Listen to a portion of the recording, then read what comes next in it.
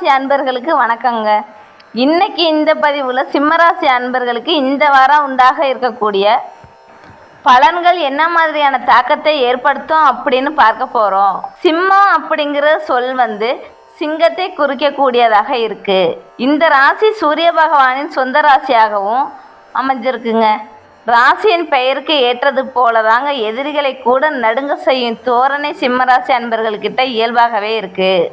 உங்களுடைய தோரணை அப்படியே சிங்கம் போலவே ரொம்பவே கம்பீரமாகவும் இருக்குங்க. சிறப்பான குணம் படைத்தவங்க சிம்மராசி அன்பர்கள். மற்ற எந்த ராசிக்காரங்க கிட்டையுமே தங்களுடைய ஆதிக்கத்தை செலுத்தக்கூடிய ஒரு விசேஷ சக்தி சிம்மராசி அன்பர்களுக்கு உரிய ஒரு வரமாகவே பார்க்கலாம். சிம்மராசி அன்பர்கள் சிறப்பான பலன்களை நீங்க உங்களோட வாழ்க்கையில பெற போறீங்களா இல்லையா? அப்படி சிறப்பான பலன்களை நீங்க என்ன மாதிரியான பரிகாரம் செஞ்சா பெற முடியும்? என்ன பலவீனமாக அமையும்? எப்படி கவனமாக செயல்பட்ட நன்மைகளை பெற முடியும்? இது பற்றின முழுமையான தகவல்களை தான் உங்களுக்காக இந்த பதிவில் நாங்கள் சொல்லியிருக்கோங்க. இந்த பதிவு நீங்கள் பயன்பெறும் வகையில் அமையும். அதனால் ஸ்கிப் பண்ணாமல் முழுமையாக பாருங்கள். நீங்கள் இப்போ தான் ஃபஸ்ட் டைம் நம்மளோட சேனலில் பார்க்குறவங்களாக இருந்தால் மறக்காமல் சப்ஸ்கிரைப் பண்ணி வச்சுக்கோங்க. சிம்மராசி அன்பர்கள் சூரிய பகவானை ராசி அதிபதியாக கொண்டவங்க நீங்க. உங்களோட வாழ்க்கையில எல்லா விதமான நன்மைகளும் சரி, எல்லா விதமான அதிர்ஷ்டங்களும் சரி, இது எல்லாமே கிடைக்க பெற்று சிறப்புடன் வாழணும் அப்படின்னு நீங்க நினைச்சீங்கன்னா அதற்கு நீங்க என்ன செய்யலாம் அப்படின்னு பார்த்தாக்க, நீங்க அதிக நன்மைகள் பெறணும், அதிர்ஷ்டம் உண்டாகணும் அப்படின்னு நினைச்சா முடிஞ்ச வருஷத்துக்கு ஒரு முறை கும்பகோணத்தில் இருக்கக்கூடிய சூரியனார் கோவிலுக்கு சென்று சூரிய பகவானை வழிபட்டு வருவது ரொம்பவும் நல்லதுங்க. அது மட்டும் இல்லாமல் தினமுமே நீங்கள் அதிகாலை எழுந்திரிச்ச உடனே சூரிய நமஸ்காரம் செய்வது வழக்கமாக வச்சுக்கோங்க. இந்த ஒரு விஷயம் உங்களோட வாழ்க்கையில் ஒரு நல்ல முன்னேற்றத்தை கொடுக்குங்க. உங்களோட வாழ்க்கையில் வரக்கூடிய அனைத்து பிரச்சனைகளுக்கான தீர்வுமே நீங்கள் எளிய முறையில் பெற்றுக்கொள்ள முடியும். ஏற்கனவே நீங்கள் ரொம்பவுமே தைரியமானவங்க தான். இந்த வழிபாட்டை தொடர்ந்து செய்து வருவதன் மூலம் புதிய தன்னம்பிக்கையும் தைரியமும் உண்டாகும்.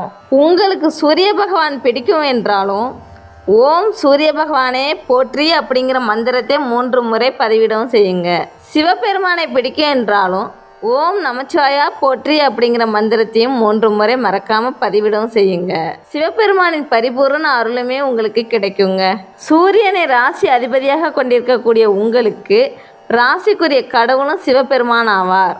அதனால தான் இந்த 2 தெய்வத்தின் வழிபாட்டையுமே நீங்கள் தொடர்ந்து செய்து வருவதன் மூலமாக பலவிதமான நன்மைகளை நீங்கள் பெற முடியும். எல்லா விதமான நன்மைகளுக்குமே பெற இந்த ஒரு விஷயத்தை தொடர்ந்து செய்யுங்க. முடிஞ்சால் கும்பகோணம் சென்று சூரியனார் கோவிலில் ஒரு வழிபாடு செஞ்சுட்டு வாங்குங்க. உங்களோட பெயரில் அர்ச்சனை செய்யுங்க. இதுவரைக்கும் ஏற்பட்ட இந்த துன்பங்கள், துயரங்கள், கஷ்டங்கள், காரிய தடைகள் இது எல்லாமே உங்களை விட்டு விலகுவதற்கு சூரியனார் உங்களுக்கு உறுதுணையாக இருப்பார். ஃபஸ்ட்டு உங்களுக்கு இந்த வாரத்தின் கிரக நிலைகளால் சாதகமாக என்ன விஷயம் நடக்கும் அப்படிங்கிறத பார்க்கலாம். உங்களோட ராசியில் கேது இருந்தாலுமே ராசிநாதன் தன குடும்பாதிபதி புதனோடு சேர்ந்து 10ஆம் இடத்துல இருக்கிறதுனால உங்களுக்கு நல்ல சௌபாக்கியம் உண்டாகுங்க. இந்த சமயத்தில் நீங்கள் தொட்ட காரியங்கள்லாம் அனைத்தும் நல்லபடியாக தொடங்கும். கெட்ட காரியங்கள்லாம் உங்களை விட்டு விலகி விடுங்க. 10ஆம் இடம் தொழில் உத்தியோகஸ்தானம் அப்படிங்கிறதுனால அரசாங்கத்தின் மூலமாக ஒரு நல்ல செல்வாக்கு உயர்ந்து காணப்படும். உயர் அதிகாரிகளின் ஒத்துழைப்பும் உங்களுக்கு பக்கபலமாகவே இருக்குங்க. தனவரவுமே நல்லா இருக்கும். பத்திரிகை, தொழில்நுட்பத்துறை ஒரு நல்ல வெற்றிகரமான அமையக்கூடிய வாய்ப்பை உண்டாக்கி கொடுக்குங்க. சாதனை செய்யக்கூடிய வாய்ப்புகளும் உங்களுக்கு கிடைக்கும். குரு பகவான் உங்கள் லாபஸ்தானத்தை பார்க்கும் பொழுது பலப்படுத்தக்கூடிய பல வாய்ப்புகளும் உண்டாகும் உங்களுக்கு. நீங்கள் முயற்சி செய்யக்கூடிய ஒவ்வொரு விஷயத்திலுமே நல்ல ஒரு முன்னேற்றம் காண்பீங்கங்க. எந்த ஒரு விஷயத்திலுமே கவனமாக செயல்பட்டால் நன்மைகளை நீங்கள் பெற முடியும். மேலும் தொழில்முறை சிறப்பாக வளர்ச்சி அடையக்கூடிய வாய்ப்பு அமையுங்க உங்களுக்கு. அதற்கு வாய்ப்பை நீங்கள் பயன்படுத்திக்கிட்டால் நல்ல ஒரு முன்னேற்றம் காண்பீங்க. எந்த விஷயத்தில் நீங்கள் கவனமாக இருக்கணும் அப்படின்னு பார்த்தாக்க, குடும்ப உறவுகளை நன்றாக நீங்கள் காக்க வேண்டும். சின்ன சின்ன சிக்கல்கள் பெரும் சிக்கலுக்கு வழிவகுத்து விடுங்க. அதனால் உங்களோட பேச்சில் நீங்கள் கவனத்தை கையாள வேண்டும். ஜென்மத்தில் கேது பகவான் அமர்ந்திருக்கிறார். 12 செவ்வாய் நீச்சம் அடைந்திருக்கிறார். இந்த 2 விஷயங்களுமே, இந்த 2 கிரக நிலைகளுமே தேவையில்லாத பேச்சால் சிக்கல்களை கொண்டு போய் இழுத்து விடுங்க. அதனால தான் நீங்கள் முடிஞ்ச அளவுக்கு உங்களோட பேச்சில் நிதானத்தையும் கவனத்தையும் செயல்படுத்த வேண்டும். தேவையில்லாத சண்டை சச்சரவு வர மாதிரி இந்த இடத்தை விட்டு விலகி வர்றது ரொம்பவும் நல்லதுங்க. சப்தம சனி இல்வாழ்க்கையில் இடைஞ்சல்களை ஏற்படுத்துறதுனால நீங்கள் ரொம்பவுமே வீட்டிலையுமே கவனமாக தான் இருக்க வேண்டும். கொஞ்சம் விட்டு கொடுத்து அனுசரித்து போகிறது ரொம்பவும் நல்லதுங்க. மேலும் இந்த ஒரு விஷயத்தை தொடர்ந்து செய்யுங்க, நன்மைகள் வந்து சேரும். அதே போல தாங்க உங்களுக்கு சந்திராஷ்டம தினங்கள் வரும்பொழுது ரொம்பவுமே கவனமாக வார்த்தைகளில் இருக்க வேண்டும். பேச்சிலையும் நிதானமாக இருக்க வேண்டுங்க. வாத பிரதிவாதங்களை ஈடுபடாமல் இருந்தாலே நன்மைகளை நீங்கள் பெற முடியும். ஜென்மத்தில் கேது பகவான் இந்த வாரம் இருக்கிறதுனால நீங்கள் விநாயகர் வழிபாட்டையுமே செஞ்சாலே நன்மைகள் நீங்குங்க. அது மட்டும் இல்லாமல் ஒவ்வொரு விஷயத்திலுமே வெற்றி வாய்ப்புகள் உங்களை வந்து சேரும். குரு பகவானை வழிபட்டு வந்தாலும் சங்கடங்கள் நீங்குங்க. ஜென்மராசிக்குள்ள கேது சஞ்சாரம் கொஞ்சம் நெருக்கடிகளை தரலாம். எடுத்து செய்யக்கூடிய ஒவ்வொரு வேலையிலுமே கொஞ்சம் இழுப்பறி உண்டாகலாங்க. உடல் மற்றும் மனநிலையில மாற்றங்கள் வரும். குரு பகவான் லாபஸ்தானத்துல சஞ்சரிக்கும் பொழுது இந்த எல்லா விஷயத்தையுமே சமாளிக்கக்கூடிய ஆற்றல் உங்களுக்கு உண்டாகும். சுக்கிரன் உங்களுக்கு நிம்மதியை தரக்கூடிய அமைப்புமே இருக்கிறார். அதனால தேவையில்லாத விஷயத்தை போட்டு வீண் குழப்பிக்காதீங்க. சூரியனும் சரி புதனும் சரி வியாபாரம் தொழில் உத்தியோகத்துல நல்ல முன்னேற்றங்கள் ஏற்படுத்துவாங்க. நீங்க எவ்வளவு யோசிச்சு சிந்திச்சு செயல்படுறீங்களோ அவ்வளவு நன்மைகளை நீங்க பெற முடியுங்க. வெள்ளிக்கிழமையில மட்டும் நீங்க கொஞ்சம் நிதானமாக செயல்படுறது ரொம்பவும் நல்லதாக இருக்கும். உங்களுடைய ராசிநாதன் கொஞ்சம் நெருப்படியாக கொடுத்த வேலைகளை நீங்க துணிச்சலாக செஞ்சீங்கன்னா நன்மைகள் உண்டாகுங்க. செயல்களும் முன்னேற்றங்களும் வரும். அரசு வேலைகள் வந்துட்டு ஒரு நல்ல லாபத்தை கொடுக்குங்க. செல்வாக்கும் உயர்ந்து காணப்படுவதற்கான வாய்ப்புகளுமே இருக்கும். சந்திராஷ்டம தினங்கள்ல மட்டும் கொஞ்சம் கவனமாக இருக்க வேண்டுங்க. சிம்ம ராசியில் இருக்கக்கூடிய மகம் பூரம் உத்திரம் இந்த 3 நட்சத்திரக்காரங்களுக்குமே இந்த கிரக நிலைகளால் வரக்கூடிய பலன்கள் எப்படி அமைஞ்சிருக்கு அப்படிங்கிறத நாம் இப்போ விரிவாக பார்க்கலாம். சிம்ம ராசியில் இருக்கக்கூடிய மகம் நட்சத்திரக்காரங்களுக்கு இந்த வாரம் வாழ்க்கையில் முன்னேற்றங்கள் வந்து சேருங்க. பண வருத்தம் அதிகரிக்கும். எதிர்ப்புகளும் விலகப் போகுதுங்க. நண்பர்கள் மூலமாக தக்க சமயத்தில் உங்களுக்கு உதவிகள் கிடைக்கிறதுக்கான வாய்ப்புகள் இருக்குது. புதிய நபர்களின் அறிமுகம் உண்டாகும்.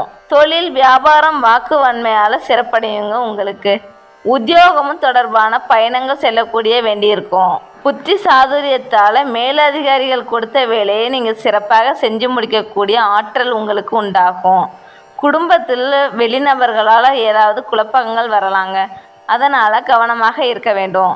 கணவன் மனைவி ஒருவருக்கொருவர் விட்டு கொடுத்து போவது ரொம்பவும் நல்லது. பெண்களுக்கும் எடுத்த காரியங்கள் சாதகமான வாய்ப்பை கொடுக்குங்க.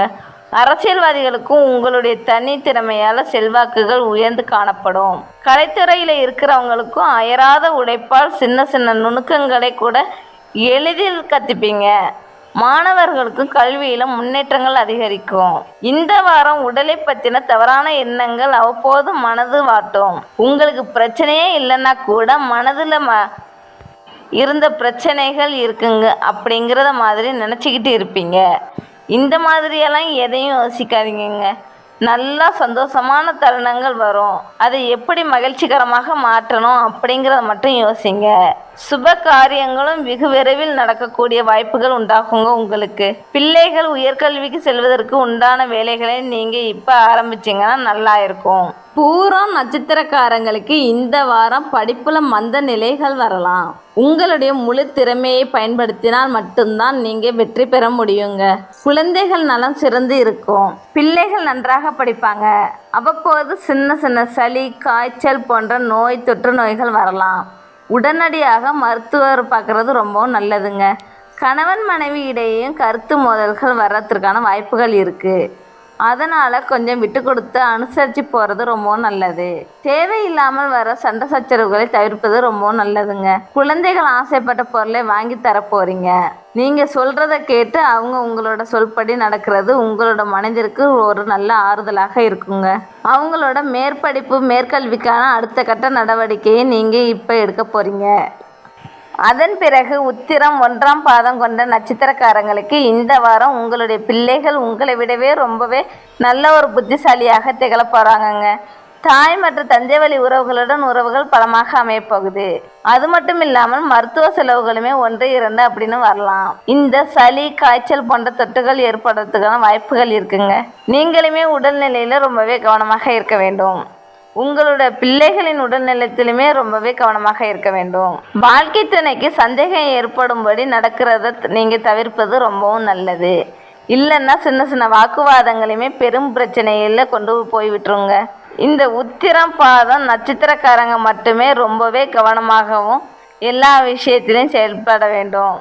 இல்லைன்னா சிக்கல்கள் வர்றதுக்கான வாய்ப்புகள் இருக்குங்க. அதனால தான் மேலும் சிவபெருமானை தொடர்ந்து வழிபட்டு வருவதன் மூலமாக எல்லாவித நன்மைகளையும் நீங்கள் பெற்று நலமுடன் வாழ முடியும். சிவபெருமானின் பரிபூர்ணமான அருள் கிடைக்க நாங்களும் உங்களுக்கு வாழ்த்துக்களை சொல்கிறோம். நன்றி.